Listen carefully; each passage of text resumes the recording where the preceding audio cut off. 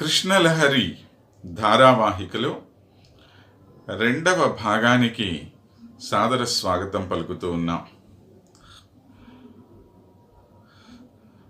శ్రీకృష్ణుని యొక్క భువనైక మోహన రూపం ఎంత ముగ్ధ మనోహరంగా ఉంటుందో, ఆయన యొక్క మురళీనాదం అంతకన్నా కూడాను మనోహరంగా అందరినీ ఆకర్షించేదిగా ఉంటుందిట. సాక్షాత్తు పరమశివుడు కూడా తన తపస్సు నుండి విచలితమైపోతాడట ఈ శ్రీకృష్ణుని యొక్క మురళీ గానాన్ని విని. ప్రవహించేటువంటి యమునా నది ఒక్కసారిగా అలా ఆగిపోతుందిట.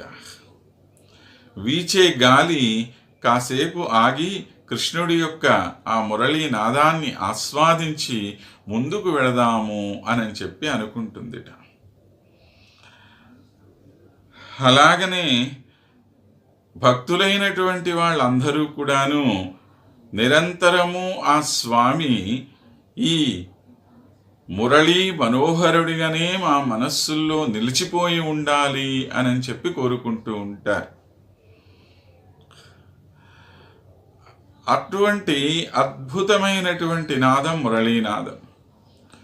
పోతనామాచ్యుల వారు ఆ మురళీనాదం యొక్క గొప్పతనాన్ని వర్ణిస్తూ ఓ చక్కని పద్యాన్ని మనకి అనుగ్రహిస్తూ ఉన్నారు.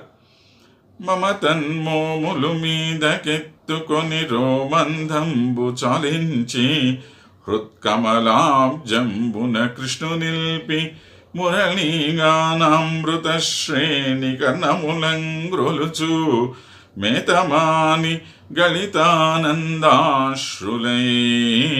చిత్రితోపములై గోవులు చుచుచున్నవవిగో పద్మాక్షి వీక్షించితే. ఎప్పుడైతే ఈ కృష్ణుడు ఆ మురళీగానాన్ని అలా ప్రారంభిస్తాడో, ఆవులన్నీ కూడా ఇలా తమ మోరలు పైకెత్తుకుని అలా చూస్తూ నిల్చొని ఉండిపోతాయట. వాటి శరీరం మీద అంతా కూడా రోమాంచితమైపోయి పులకించిపోయి ఆ కృష్ణుడి యొక్క నాదాన్ని, మురళీ నాదాన్ని విని ఆనంద పరవశమైపోతాయట. తమ హృత్ కమలాబ్జంబున కృష్ణు నిలిపి అంటాడు. మనం శ్రీకృష్ణుడిని మనస్సులో నిలుపుకోవటం ఓకే, ఒక రకమైనటువంటి మంచి విషయమే.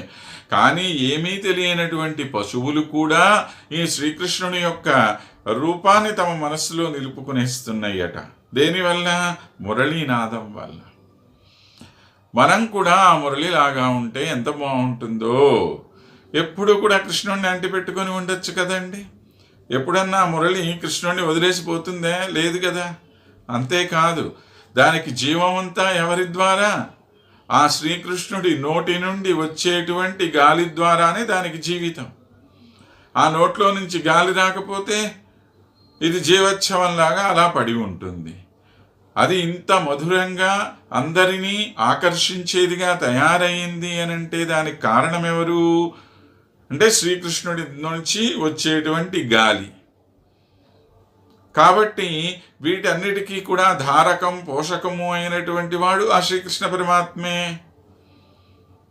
కనుక మనం కూడా అలాగ శ్రీకృష్ణుడిని అంటిపెట్టుకొని ఉంటామేమో. మనము అలాగా ఒక మురళిలాగా తయారైతే కృష్ణు నిల్పి మురళీ గానామృత శ్రేణి కర్ణములంగ్రొలుచు హాయిగా అలా వింటూ మేతమాని గళితానందాశ్రులై అలాగా ఆ కంట్లో నుంచి ఆనంద భాష్పాలు రాలుతూ ఉంటే ఆ చెక్కిళ్ల మీద మోరలెత్తుకొని నుంచొని ఉన్నాయట. అవి చిత్రితోపములై, ఇంకా ప్రపంచంలో ఏ వస్తువుకి సంబంధం లేదు, అలాగా స్టన్ అయిపోయి నుంచొని ఉన్నారంటారు చూడండి. అలా స్టన్ అయిపోయి నుంచొని ఉన్నాయట. చుచుచున్నవిగో పద్మాక్షి వీక్షించితే. ఎంత అద్భుతమైనటువంటి ఒక రూపాన్ని మన కంటి ముందు సాక్షాత్కరింపచేశారో చూడండి సహజ కవి అయినటువంటి పోతనామాచ్యుల వారు.